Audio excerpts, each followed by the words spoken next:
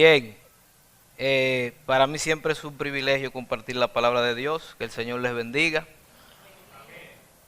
Yo también quiero orar por nosotros, así que vamos a orar para presentarle al Señor la prédica de esta mañana. Padre amado, Padre de gracia y verdad, damos las gracias en esta mañana por tu presencia en medio nuestro, Señor, porque sabemos que tú estás aquí, Padre. Sabemos que tú estás aquí y tu Espíritu Santo nos acompaña porque estamos reunidos en tu nombre. Padre, queremos presentarte la predicación de esta mañana, Señor. Y queremos decirte que queremos conocer al Dios de la Biblia, Señor. Queremos que el Dios de las Escrituras sea el que sea revelado en esta mañana, Señor. No el Dios de nuestra imaginación, ni el Dios de nuestras emociones, ni el Dios que nosotros hemos formado. Queremos conocer al Dios que se revela en las Escrituras, Señor. Así que ten misericordia de mí, que voy a exponer en esta mañana, y ten misericordia de todos los que están aquí para escuchar tu palabra, Señor. Ayúdanos a estar dispuestos a recibirla, Señor. En el nombre de Jesús. Amén y amén. Bien, hermanos. Cuando yo le comenté a la pastora el tema que iba a predicar hoy, ella se preocupó. Se preocupó y es una preocupación válida y real. Porque aunque no vamos a hablar de la voluntad de Dios directamente, sí vamos a hablar sobre la crisis que está viviendo el mundo en que nosotros vivimos hoy. Y cómo se relaciona eso con la voluntad de Dios. A tan solo un mes de haber comenzado este año, vemos todas las cosas que han acontecido. Estamos a 26 de enero y ya hay incendios forestales acabando con la mitad del bosque de Australia, miles de millones de animales muertos, especies en peligro de extinción ya posiblemente se han extinguido. Y para colmo, la lluvia que se supone que debía calmar las llamas, lo que ha hecho es que ha provocado inundaciones. Entonces ahora Australia no sufre solamente la pérdida por el incendio forestal, sino por las terribles inundaciones. Y a uno no le hace sentido eso. A uno no le hace sentido porque se supone que si vas a mandar agua, Dios mándala de manera que apague el fuego, pero que no se inunde, ¿o no? Eso es lo más lógico. Mientras Australia se quemaba, Indonesia se inundaba también, perdiendo miles de casas, personas desalojadas han perdido todo. Tenemos el caso de Puerto Rico, a menos de 2 años de ser devastado por el huracán María. Ahora hay terremotos, temblores, la población está sumida en temor y apenas estamos a 26 de enero de 2020, cualquiera pensaría que este año no va a terminar o no va a terminar bien. Si a esto sumamos todas las desgracias e injusticias que ocurren todos los días en todas partes del mundo, parecería que el mal, el desorden y la catástrofe se han apoderado de este mundo. Y la pregunta del millón es, ¿y a dónde está Dios? ¿Qué está haciendo? Al parecer los deístas tenían razón. Los deístas fue una corriente filosófica que dijo, bueno, Dios existe, creemos en Dios, pero Dios creó el mundo y se desentendió de él. Eso es lo que parece. Si yo no fuera cristiano, definitivamente fuera un deísta. Pero yo le tengo una buena noticia en esta mañana, hermanos.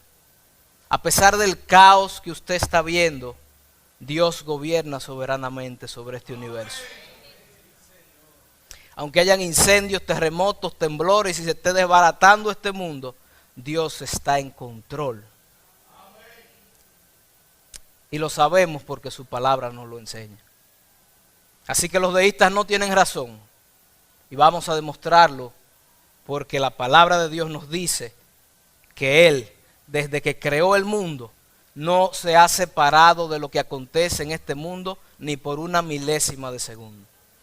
Yo creo que si Dios se desentiende de este mundo no hubiera llegado al año 1, no hubiera llegado. Así que vamos a ver lo que nos dice Dios a través del profeta Habacuc.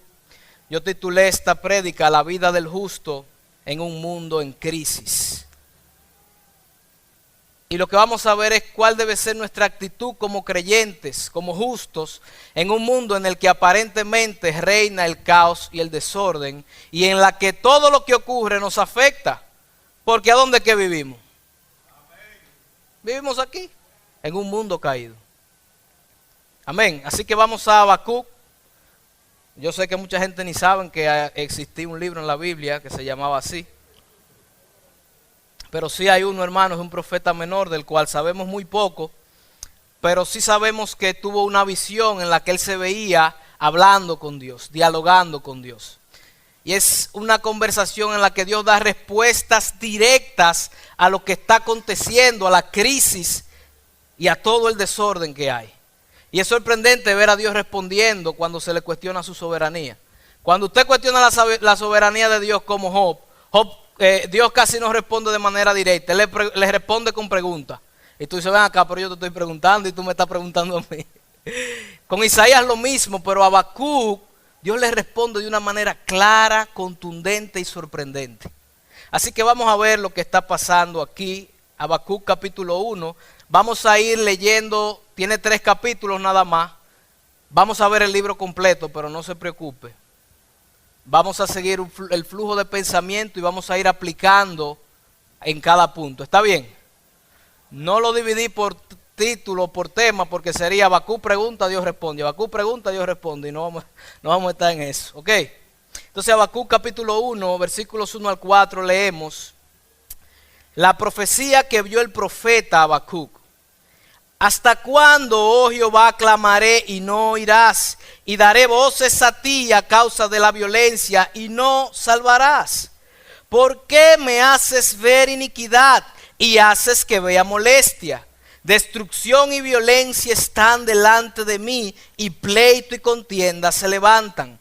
Por lo cual la ley es debilitada y el juicio no sale según la verdad. Por cuanto el impío asedia al justo, por eso sale torcida la justicia. Hermano, esto es una pregunta válida en la oración de Habacuc. Señor, estamos sumidos en el caos, esto es un desorden, la violencia, la injusticia, la ley sale torcida. Hay demasiada violencia, Señor, ¿y dónde tú estás? Tú no estás haciendo nada. ¿Por qué tú me haces ver todas estas cosas? Incendios, terremotos, huracanes, violencia, injusticia, y tú no haces nada. Yo no sé si usted ha estado en esa situación en la cual se ha cometido una injusticia contra usted y usted le pregunta, Señor, pero ¿por qué tú permites que esto esté pasándome a mí? ¿Dónde tú estás? ¿Usted no se ha preguntado eso? Yo me lo he preguntado. Quizá usted le ha hecho una injusticia, quizá usted está enfermo y lo único que está haciendo es empeorando su enfermedad y usted orando y la enfermedad avanzando y tú le dices, pero Dios mío, ¿y dónde tú estás? Tú no respondes. ¿Te fuiste? Son preguntas válidas y el Señor les responde de manera directa a Habacuc. Vamos a leer el versículo 5, Habacuc capítulo 1, versículo 5. Dice Dios a Habacuc. Mirad entre las naciones y ved y asombraos, porque haré una obra en vuestros días que aun cuando se os contare, no la creeréis. Dios le está diciendo a Habacuc, yo estoy aquí, yo no me he ido a ningún sitio, yo estoy al tanto de lo que está pasando, Habacuc. Y yo voy a hacer algo tan grande que cuando tú lo digas, no te van a creer. Vamos a ver qué es lo que Dios va a hacer. Versículo 6. Dice Dios, porque he aquí, le dice a Habacuc, yo levanto a los caldeos, nación cruel y presurosa que camina por la anchura de la tierra para poseer moradas ajenas. Yo hubiera preferido que Dios no me respondiera nada, si esa es la respuesta que Él me va a dar. ¿Usted sabe lo que Dios le está diciendo a Habacuc? Habacuc, yo gobierno sobre el mundo, Yo gobierno sobre todas las cosas. Yo estoy viendo la violencia. Yo estoy viendo el pecado. Yo estoy viendo la iniquidad. Y no te preocupes, Habacuc. Yo voy a hacer algo que nadie te va a creer. Yo voy a enviar a los caldeos, una nación pagana, cruel, para que arrase con ustedes. ¿Qué respuesta? Yo imagino que Habacuc, bueno, vamos a ver la reacción de Habacuc. Hermano, esta respuesta no es para nada agradable. Dios le está diciendo, yo voy a desolar a Israel. Y él en los versículos del 7 al 11 le describe la crueldad de estos paganos. Le dice, mira, sus caballos son como un relámpago. O sea, ellos van a abusar de ustedes, los van a matar a casi todos. Esa es mi respuesta, Habacuc. Es una respuesta desagradable, pero es una respuesta que nos muestra que Dios está al tanto de todo lo que ocurre en este mundo. Obviamente, ante estas palabras, Habacuc, ¿qué usted haría? Orar. Habacuc sigue orando porque Habacuc no entiende nada. Esta respuesta ahora empeoró la cosa. La protesta de Habacuc en el versículo 12 y 13 dice Habacuc, cuando Dios le responde, ¿no eres tú desde el principio, oh Jehová, Dios mío, santo mío? No moriremos, oh Jehová, para juicio lo pusiste, y tú, oh roca, lo fundaste para castigar. Versículo 13, Habacuc le dice, muy limpio eres de ojos para ver el mal, ni puedes ver el agravio. ¿Por qué ves a los menospreciadores, en este caso los caldeos, y callas cuando el impío, una nación pagana, destruye al más justo que él? Hermanos, en un mundo en crisis, cuando usted no entienda lo que está pasando en este mundo, usted debe ir a donde Dios en oración y debe preguntarle a Dios. Y debe meditar en el carácter de Dios y aplicarlo a la situación que usted está viendo. Leonido, el domingo pasado, el profeta Jeremías meditó en el carácter de Dios, específicamente en su misericordia. Habacuc medita en el carácter de Dios, específicamente en su santidad. Y lo aplica a la situación y dice, tú eres demasiado santo, tú eres demasiado puro para ver el mal. Y si nosotros meditamos y somos conscientes, ¿cuál es la reacción de un Dios santo contra el pecado? No es ira y juicio. Lo hizo con Adán. Cuando Adán pecó, ¿cuál fue la reacción de Dios? Estamos aquí pagando las consecuencias de ese juicio todavía. Pero más aún, cuando el tiempo de Noé, por el pecado de la humanidad, por la santidad de Dios, ¿cuál es su reacción? Un diluvio que arrasó con todo. Porque Él es demasiado santo, Él no puede tolerar el pecado. Abraham y Sodoma y Gomorra entró en una negociación. ¿Y qué pasó con Sodoma y Gomorra? Lo destruyó por su pecado. Su santidad hace que Dios reaccione con juicio contra el pecado. Así que es lógico que Dios vaya a mandar juicio a Israel. Y Habacuc entiende eso. Pero hermanos, nosotros tenemos que saber que nosotros nunca vamos a entender a un Dios infinito. Porque haber meditado en el carácter de Dios y aplicarlo a la situación que él está viendo, lo que hizo fue que ahondó sus dudas. Porque ahora él había entendido que Israel necesitaba ese juicio. Lo que él no entendía es por qué Dios iba a usar a un pueblo más pecador que Israel para hacer juicio con Israel. Y él le dice, Señor, pero si tú eres tan justo, si tú eres tan santo, ¿a dónde está la justicia? Tú vas a levantar a Babilonia, que son los mismos caldeos, tú vas a levantar a una nación pagana para hacer juicio a un pueblo tuyo. Ellos también merecen ser juzgados, Señor. Esto no es justo lo que tú estás haciendo. Yo no lo entiendo lo que tú estás haciendo. Así que hermanos, aunque usted medite en el carácter de Dios y lo aplique a la situación que está viviendo, puede que usted no entienda lo que Dios está haciendo, como quiera. Hermano, ¿es la distancia del creador contra la criatura? No. ¿Usted cree que su mente infinita, insignificante e ignorante puede entender la mente de un Dios que es perfecto en conocimiento? Es inalcanzable. No seamos absurdos, hermanos. Aún meditando en el carácter de Dios, aplicando la situación, puede que no entendamos. Entonces, ¿qué hacemos? Yo creo que Habacuc actuó de manera correcta. Habacuc capítulo 2, versículo 1 nos dice lo que hace Habacuc. Habacuc dice, mira Dios, yo no entiendo lo que tú estás haciendo ni por qué tú vas a hacer esto. Porque tú eres muy santo y vas a levantar a pecadores para hacer juicio contra la nación de Israel, que es más buena que esa nación. Y él dice, capítulo 2, versículo 1, lo puse en la Biblia de las Américas porque la traducción es mejor. Dice Habacuc, estaré en mi puesto de guardia y sobre la fortaleza me pondré. Velaré para ver lo que él me dice y qué he de responder, oiga, cuando sea reprendido. Ven acá, Habacuc, pero tú eres el que está ofendido. ¿Cómo que tú eres el que va a ser reprendido? No es a Dios que tenemos que reprender por eso. Hermanos, Habacuc entendía una cosa, aunque no entendía lo que iba a pasar.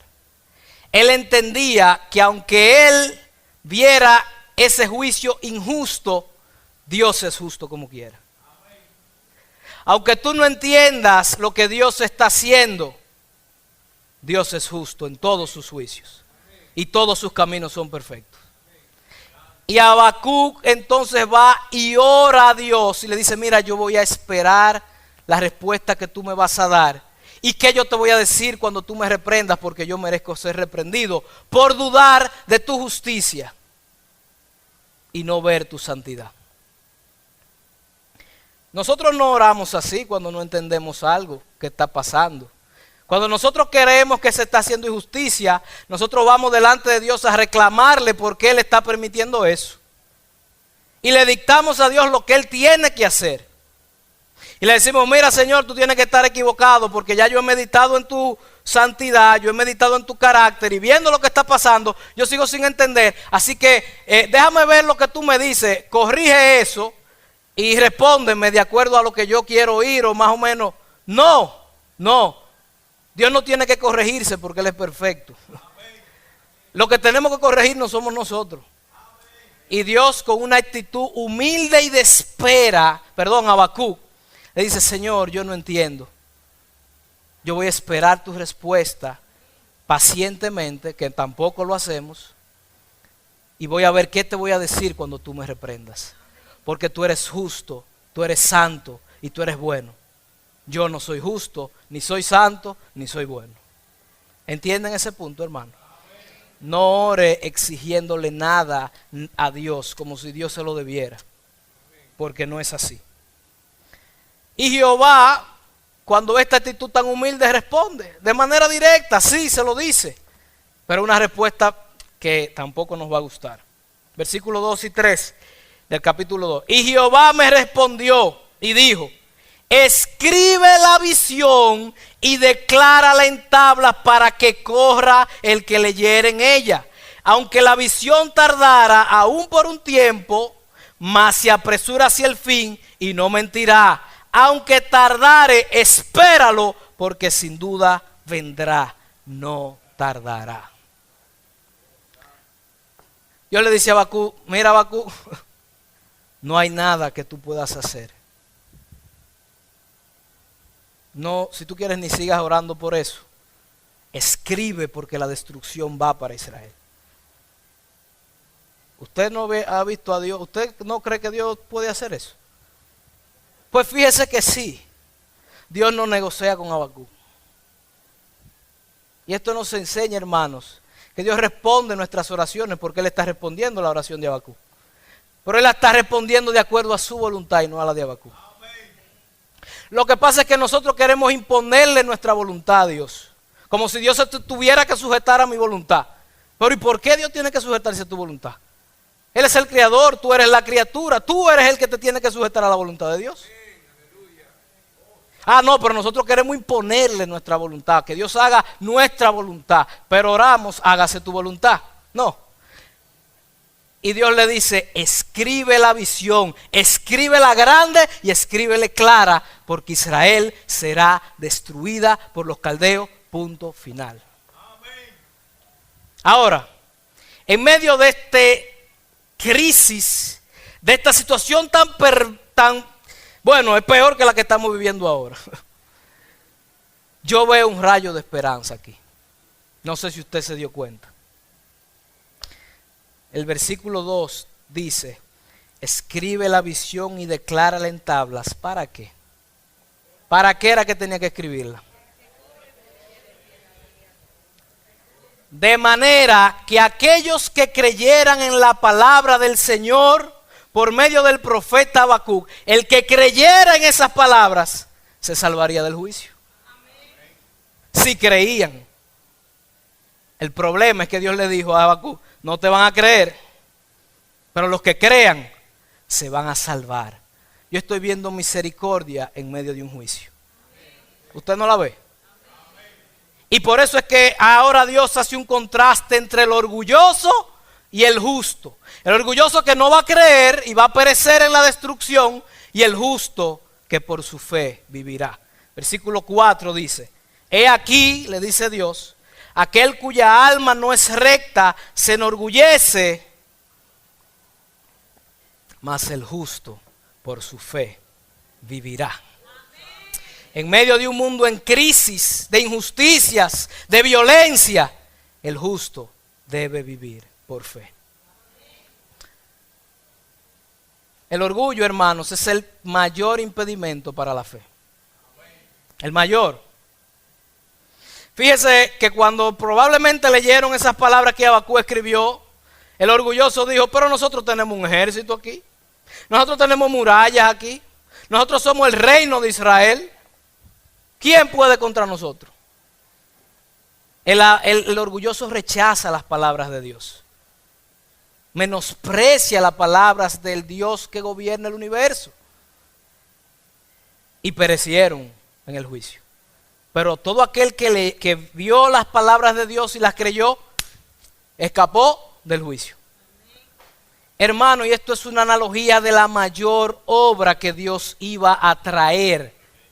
Dios iba a traer al mayor de los profetas, a Jesucristo, con palabras similares a las de Habacuc. Los orgullosos del tiempo de Jesús no creyeron las palabras del Mesías por su orgullo. Ellos estaban concentrados en su ley y no se daban cuenta que no podían cumplirla por su orgullo. Pero todo aquel que recibió las palabras de Jesús y las creyó va a ser salvo del juicio final de Dios. Así que, hermanos, no seamos orgullosos, vivamos por fe. Hermano, el creyente no vive aquí por las situaciones que pasan. No vive de sus negocios. No vive de las situaciones. ¿Usted sabe por qué? Porque todo eso se puede ir. El creyente no vive por su salud tampoco. Aunque suene paradójico. Pero no, el creyente no vive por su salud, porque la salud se puede ir también. En un mundo caído no hay garantías de nada. Solamente la fe.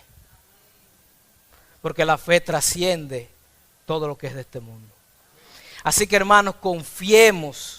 A pesar de lo que veamos en este mundo, confiemos en que Dios es soberano, es justo, es santo y gobierna sobre todo lo creado. Aunque veamos que este mundo se está destruyendo. Vivamos por fe, aunque no parezca nada agradable. Y usted podrá pensar que yo forcé esto de las palabras de Habacuc y la fe con las de Jesús.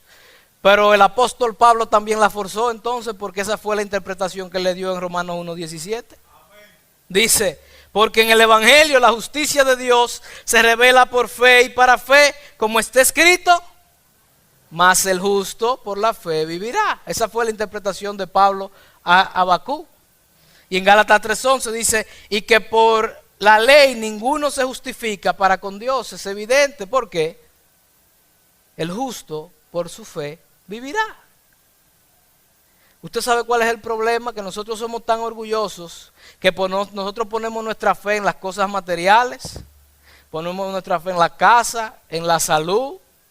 Y nuestra fe está en la salud, porque si nos enfermamos, entendemos que Dios se olvidó de nosotros.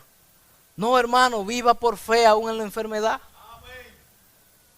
Viva por fe, aunque aquí en República Dominicana tiembla la tierra y destruya todas sus pertenencias. El que vive por fe no depende de nada de este mundo. Y el que crea será salvo del juicio final de Dios. Los versículos del 6 al 13 vemos los ayes contra los injustos, contra los caldeos en este caso, y Dios prácticamente le dice a Habacuc, no te preocupes por los caldeos, yo los conozco, yo sé que son más malos que ustedes, pero yo también los voy a destruir a ellos, Habacuc.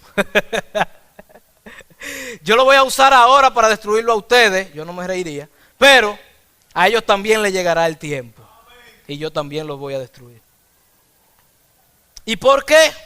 Vamos a ver las palabras que escribe Habacuc en los versículos de 12 al 13, 12 y 13 primero.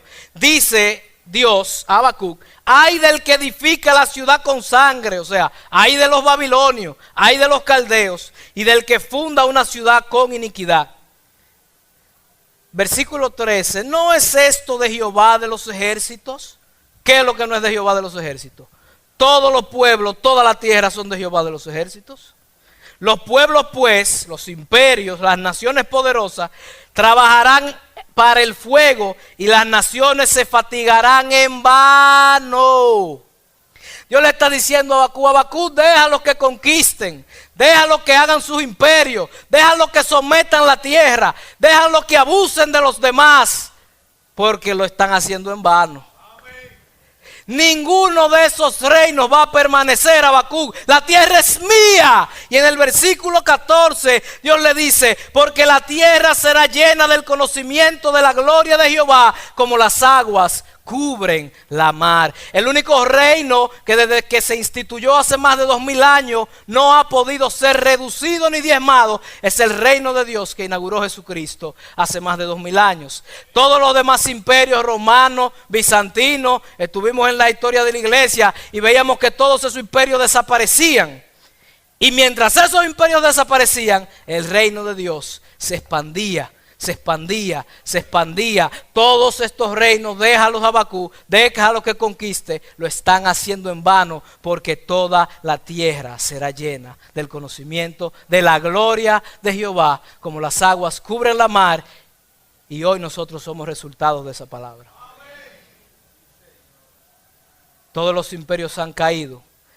El único imperio que ha prosperado y que sigue prosperando y seguirá prosperando a pesar de todo lo que veamos es el reino que Dios inauguró aquí. Así que déjalos. Yo estoy haciendo algo grande, Habacuc. Y esto era parte de lo que Dios iba a hacer, porque los que creyeran en la palabra de Dios iban a correr, y Dios dispersó al pueblo de Israel para que otras naciones conocieran al Dios de Israel. Dios todo lo que lo hace para su gloria y para la expansión de su reino. Todo. Aunque no lo entendamos, aunque creamos que Él perdió el control, Dios no ha perdido el control. Dios está trabajando en la misión de alcanzar a toda tribu, toda lengua y toda nación, para que toda la tierra sea llena de la gloria del conocimiento del Señor. Y cuando eso suceda, Dios vendrá por su pueblo y hará una tierra nueva y un cielo nuevo, en donde no habrá más injusticia, más temblores, ni más terremotos, ni más incendios. Hermano, Dios está trabajando en su plan de redimir. Voy a decir a los suyos para que no me apende aquí. ¿Y por qué Dios lo hace todo para su gloria? ¿Por qué? ¿Por qué Dios tiene que hacer esto y todo es para su gloria? El versículo 18, 19 y 20, Dios nos responde por qué Él lo hace todo para su gloria. Aún los juicios por el pecado son para su gloria. ¿Por qué? Porque Él es el único Dios verdadero, hermanos. Si Él es el único Dios verdadero, ¿quién es el que merece la gloria? Es Él, porque Él no hay más dioses.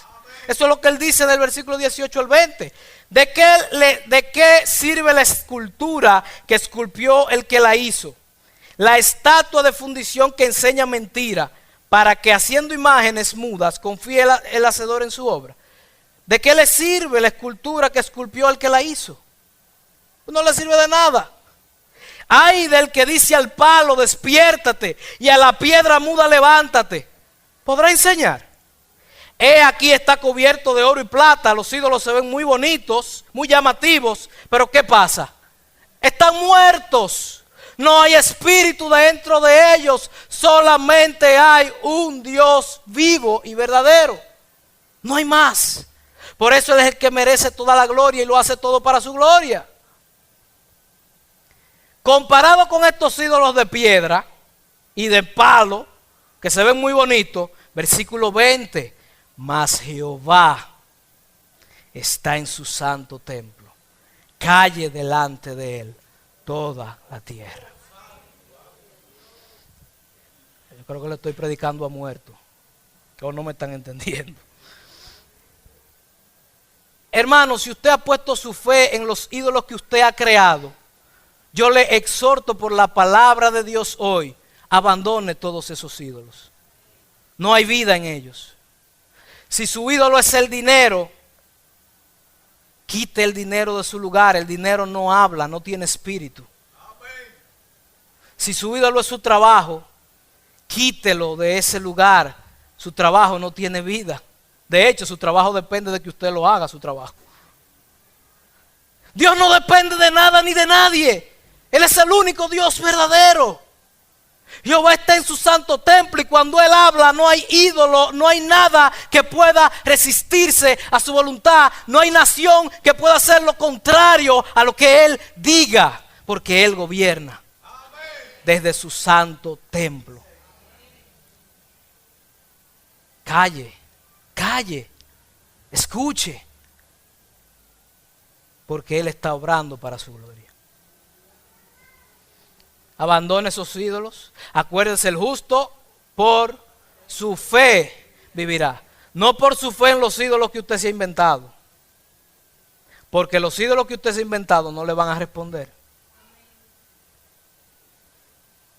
Pero Jehová está en su santo templo. Jehová está vivo. Jehová responde. Jehová habla. ¿Usted no ha hablado con Jehová? Jehová está hablando ahora. No sé si usted se había dado cuenta.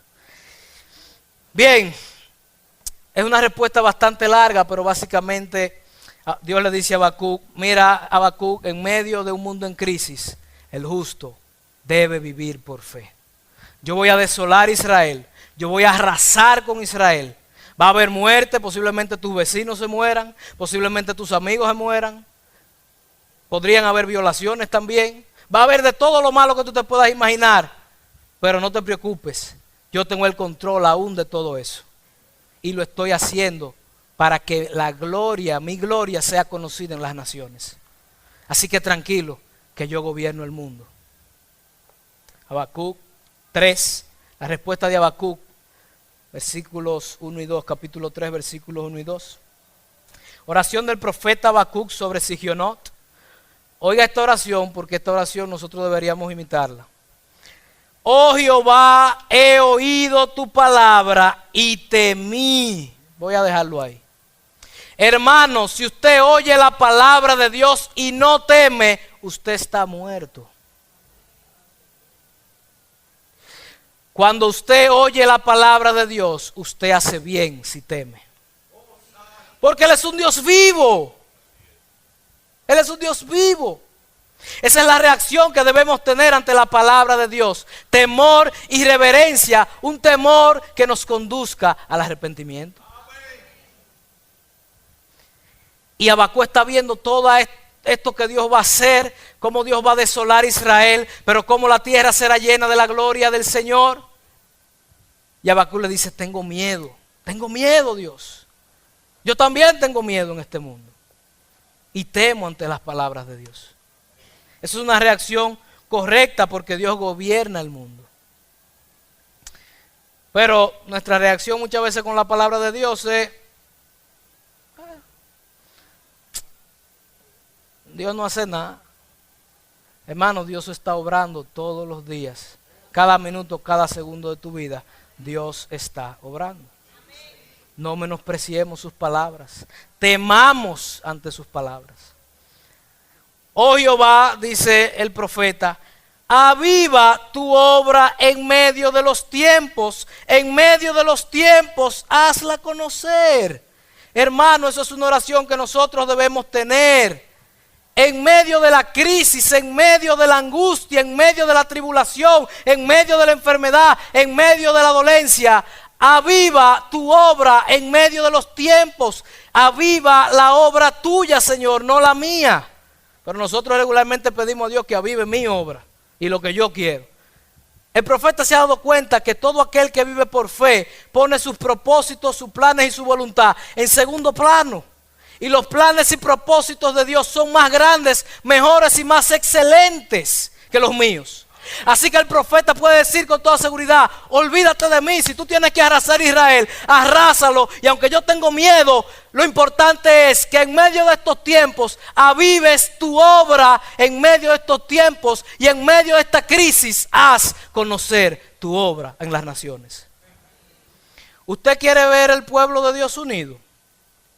Deje que pase una desgracia para que usted vea. De una vez se une en oración. Todo el mundo. Entonces, hermanos, en medio de la crisis debemos pedir que Dios avive su obra, la de Él.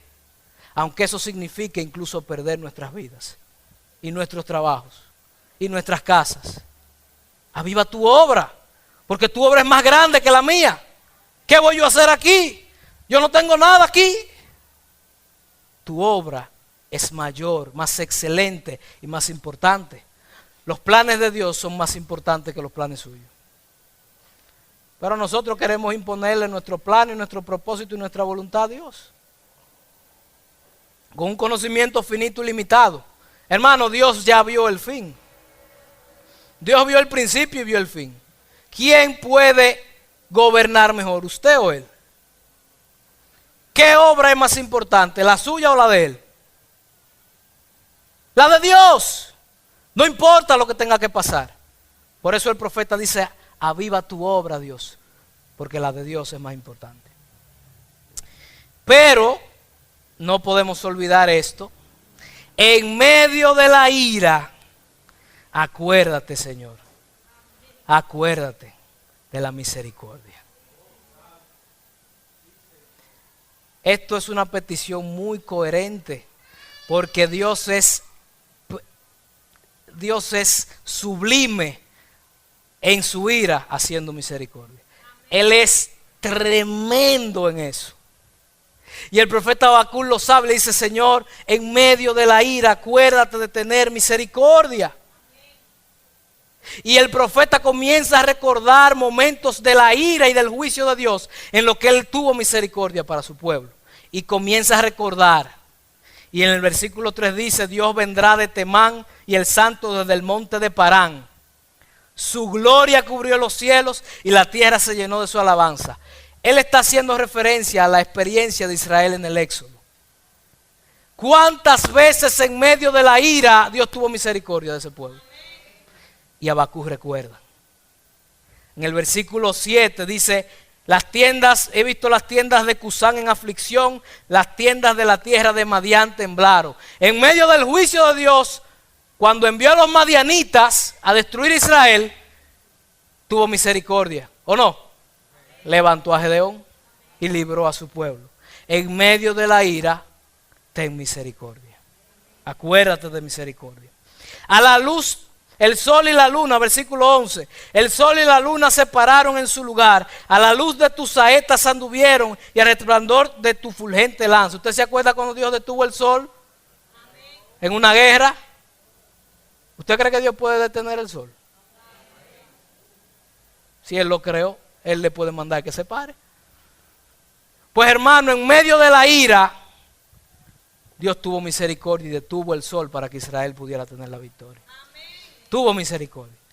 Hermano, en momentos de crisis extrema, recuerde cuando Dios ha tenido misericordia de usted. ¿O Dios no ha tenido misericordia de usted?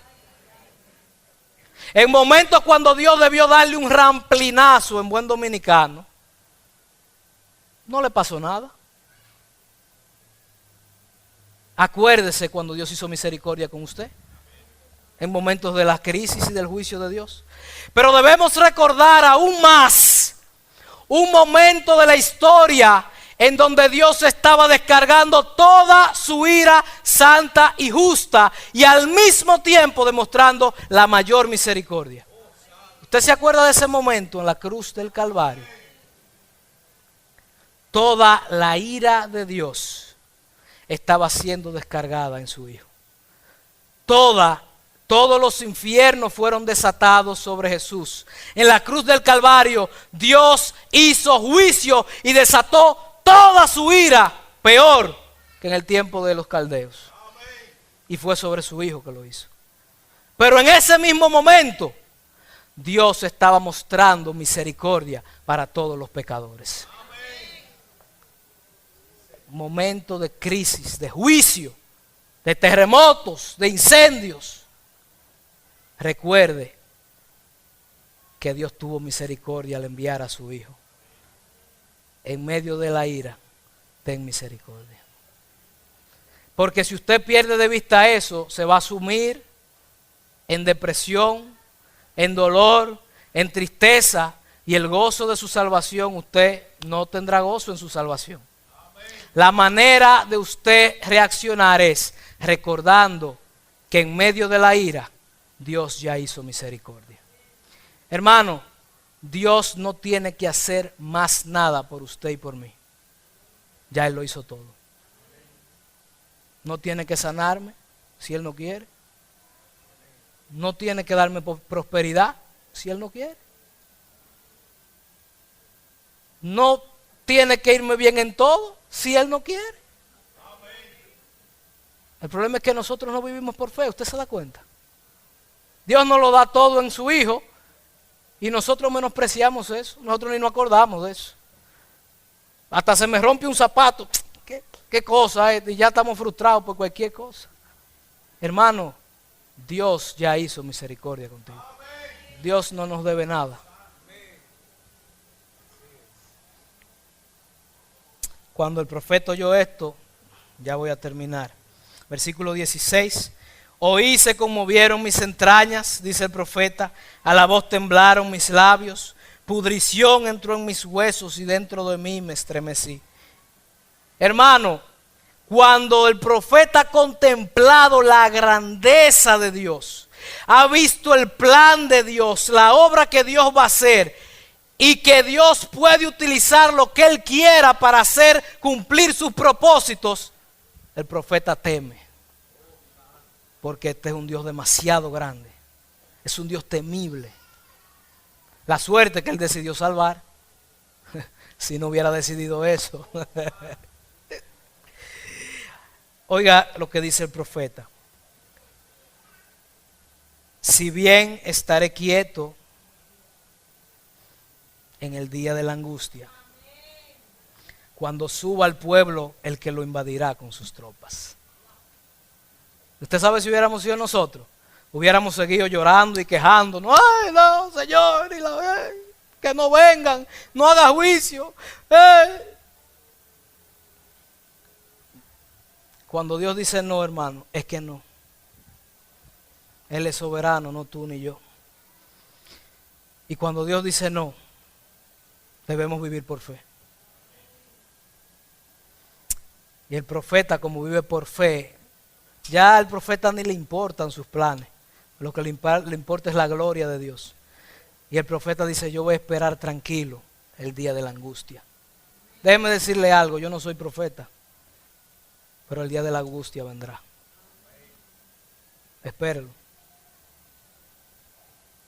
Pero espérelo confiando en el Señor. Confiando en que en el día de la angustia Dios tiene control de todas las cosas. Así que Él va a esperar tranquilo que el ejército venga a matar a todos sus hermanos de Israel. Y en el versículo 17 el profeta hace una declaración del 17 al 19 impresionante. Y dice, aunque la higuera no florezca. Ustedes se saben ese versículo, ¿verdad? Usted puede aplicar ese versículo a su vida. Porque de saberlo es una cosa. Pero hermano, yo leo esto y el corazón a mí se me baja a los pies. Yo tengo miedo, hermano. Yo no estoy predicando aquí porque, hermano, yo probablemente soy más cobarde que todos ustedes. Y el Señor lo sabe. Por eso mi petición es que ayude mi incredulidad. Porque yo no tengo mucha fe. Y yo leo esto con el corazón en la mano. Dice el profeta Habacuc: aunque la higuera no florezca, ni en las vides haya frutos, aunque falte el producto del olivo y los labrados no den mantenimiento, y las ovejas sean quitadas de la majada, y no haya vacas en los corrales, con todo eso, yo me alegraré en Jehová y me gozaré en el Dios de mi salvación. Yo no sé si usted está entendiendo esos amén y aleluya que usted está diciendo. Yo espero que sí. Porque aunque todo eso le falte, el Dios de su salvación no le va a faltar. El Dios de su salvación le demostró que lo ama en la cruz del Calvario, teniendo misericordia en medio de la ira. El Dios de su salvación no lo va a dejar, aunque le falte el sustento, en pocas palabras, aunque le falte la salud, aunque le falte todo lo que le pueda faltar y usted vive en escasez, usted, si vive por fe, puede gozarse en el Dios que lo salvó. Porque la vida suya no depende de que la higuera dé fruto, ¿no? ¿O sí? La vida de usted depende de que la higuera dé fruto. Si la vida de usted depende de eso, hermano, yo lo veo feo para la foto. Hermano, la vida del que vive por fe no depende de nada de este mundo. Depende del Dios soberano que controla y gobierna sobre todas las cosas. Así que aunque la higuera no florezca y el profeta está viendo una situación desolada, él no está viendo nada agradable. Él está viendo una higuera sin flores, está viendo vides sin fruto, él está viendo la desolación de Israel. Corrales vacíos, vaca muerta, pudriéndose. Eso es lo que él está viendo. ¿Puede usted decir lo mismo que el profeta? Si usted ve todo eso. El que vive por fe puede decirlo. Y no es que no tiene miedo, el profeta tiene miedo. Pero el profeta ha decidido creerle a Dios, aunque todo eso falte. Porque Dios no se ha movido de donde está. Y me gozaré en el Dios de mi salvación, versículo 19 y último. Jehová el Señor es mi fortaleza. Hermano, ¿dónde está puesta su confianza y su fortaleza? La fortaleza del profeta no estaba en la vida, ni en la vaca, ni en los chivos, ni en su sustento. La fortaleza del profeta estaba en Dios. Hermano, eso que tú temes perder más, posiblemente esa sea tu fortaleza. ¿En qué tú te glorías? ¿En tus posesiones tú te estás gloriando? Pues tus posesiones te pueden faltar. Esa no puede ser tu fortaleza. Si esa es tu fortaleza, es una fortaleza muy insegura. ¿En qué tú te glorías? ¿En tu salud? Esa es tu fortaleza, que tú estés sano. Si esa es tu fortaleza, es una fortaleza muy débil. Hay un virus que anda por ahí. ¿Se te puede pegar y acabar contigo? ¿O no? Sí. Pero cuando tu fortaleza es Jehová, nada de eso importa. Porque ya nosotros decidimos vivir por fe. Así que Dios es mi fortaleza. Y cuando Dios es mi fortaleza, ¿qué pasa? A pesar de todo eso, oiga lo que dice el profeta. El cual hace mis pies como de ciervas y en mis alturas me hace andar. Vivir por fe hace que nada de este mundo y lo que pase aquí pueda quitar el gozo de nuestra salvación. Nos hace andar brincando como ciervas entre los montes. Ya yo no usaría eso en un poema, pero eso era lo que yo usaba. Así que hermanos, vamos a ponernos de pie.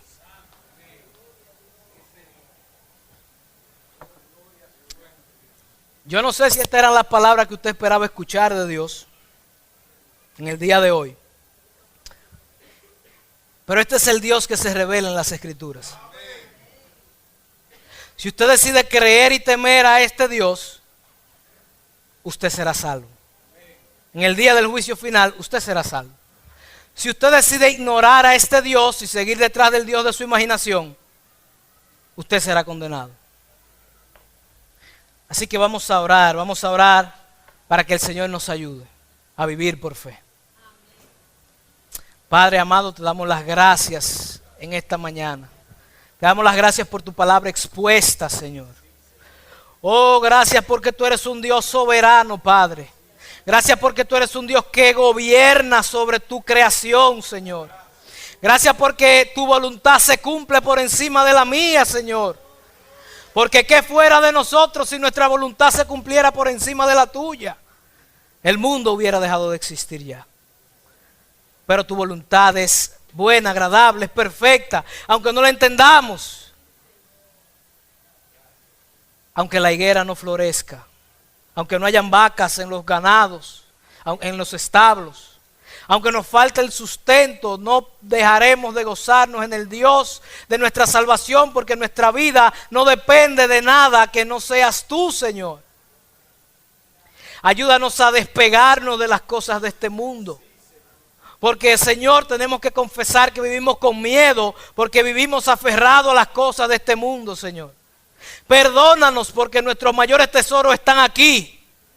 Y no eres tú, ni tu obra, ni tu gloria tampoco. Perdónanos, Señor. Ten misericordia en medio de la ira. Ten misericordia, Señor. Aviva tu obra en estos tiempos, Señor. Comienza avivando tu obra en mí, Señor. Tu obra en mí quizás está decaída. Quizás yo me he descuidado, Señor. Quizás yo le he dado más importancia a los ídolos que no tienen vida que al Dios vivo. Padre, aviva tu obra. Aviva tu obra en nosotros. Aviva tu obra en tu iglesia. Aviva tu obra en el mundo, Señor. Que tu gloria siga llenando la tierra.